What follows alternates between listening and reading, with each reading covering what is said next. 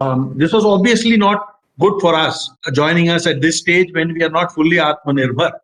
Second thing is, uh, even in our other FTAs, we have not been particularly successful. And we have seen a flood of cheap imports coming from multiple directions. Do you see some changes in both the approaches to the new FTAs apart from RCEP itself? Well, I believe per se FTAs are not bad.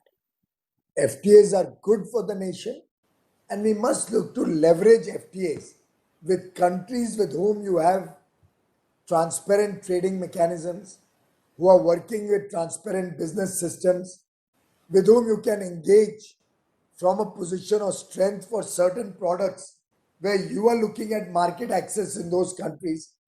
Unfortunately, the experience with our old FTAs, Japan, Korea, ASEAN, APTA, with all of these, is that we did not correspondingly prepare Indian capabilities. And therefore, while other countries benefited from market access in India, we could not benefit from corresponding market access in those countries.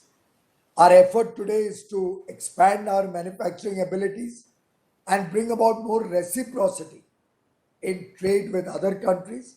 One of the primary reasons we could not join RCEP was that some of the countries in the RCEP were really not democratic, transparent trading systems. And when you're dealing with an unfair partner, a partner which does not really give a level playing field or reciprocal access, or where there is risk of predatory pricing, where there is risk of circumvention of country of origin rules, one does have to be cautious.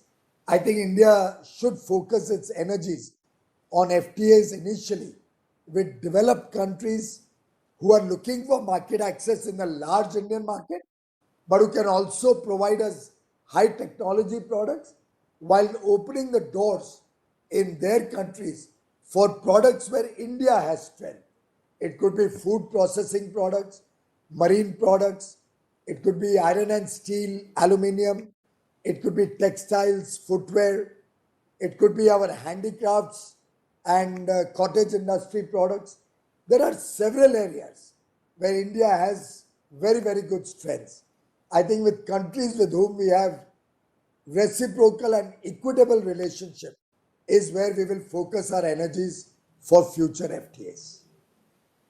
Right. Are we going to use standards to keep out, say, cheap and substandard imports, which is what most of the advanced countries do? I mean, we don't. Are we doing any such thing? You're absolutely spot on, Mr. Jagannathan. This was one of my first learnings when I became Commerce Minister. When we are doing a comparative analysis, we realize India in most cases does not have internationally benchmarked quality standards. Of course, one of the reasons also is that the same standards apply in India and would apply to the imports that come to India. But because we never strengthened our manufacturing base, because we never focused on giving our consumers high quality products, we remained content on being a little bit of a, if I may use the Hindi word, chalta hai manufacturing economy, or a jugaad manufacturing economy. I think we landed up in a situation where domestically also there was a lot of resistance to high quality standards.